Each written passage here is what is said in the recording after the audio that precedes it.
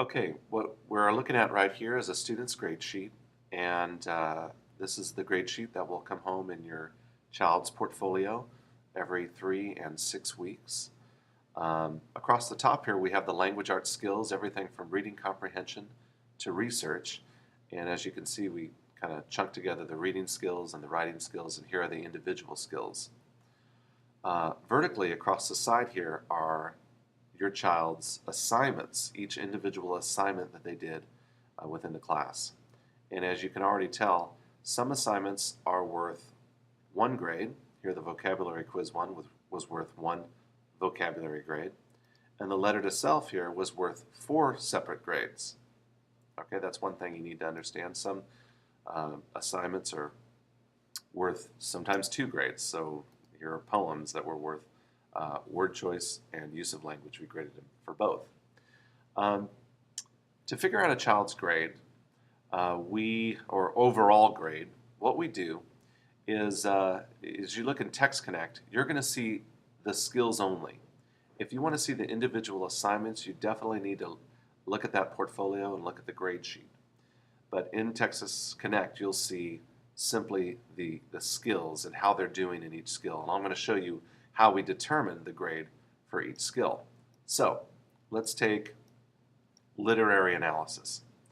As you can already tell, that we don't grade on a percentage basis. We use a rubric score of 1, 2, 3, and 4, and that was probably explained at open house. I also explain it in a slideshow presentation, how we grade in language arts.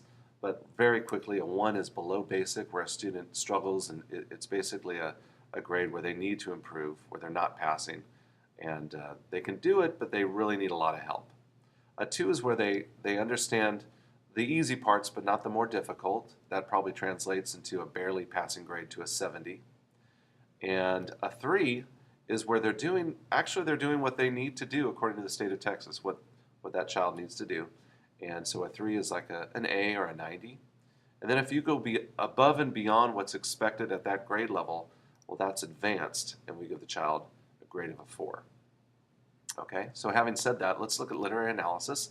And this child received over the semester, received a grade in literary analysis of a 2, a 2, a 3, a 4, and then a 4. And those were 5 different assignments that they received at a different time.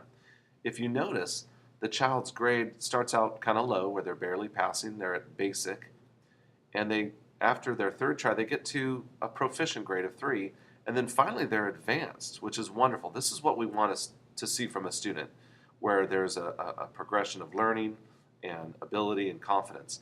So the student starts out at a 2 and ends up at a 4. Now, if we were to average these together, you math people, the student's grade would end up as a 3.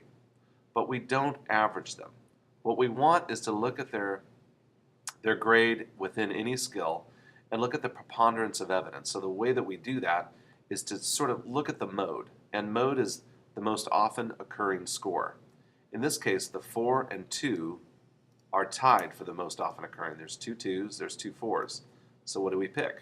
Well, what we do is we pick the most recent, because we're looking for growth.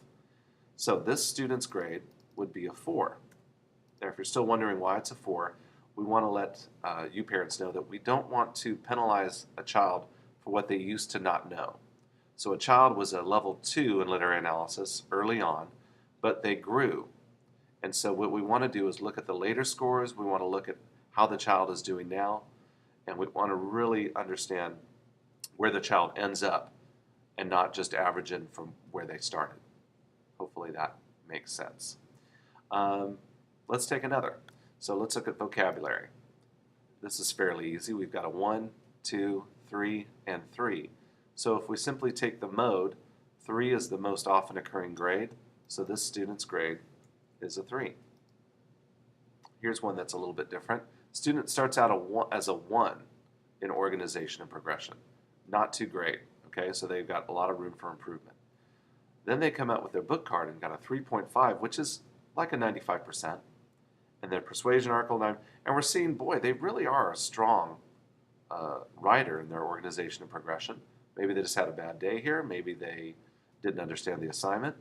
And so we're going to take the mode. Even though 4 is the most recent, 3.5 is the mode or the most often occurring grade, and so on and so forth. What you see in Text Connect are all the skills. So you'll see reading comprehension, literary analysis, vocabulary, so on and so forth, and you'll see the grade, but you'll never see these rubric grades. What we do is we convert these grades from the rubric grades to percentage scores. So if a rubric grade is 4, we convert that to, see that rubric grade, we convert that to a 100, we convert a 3 to a 90, and we convert a 3.5 to a 95.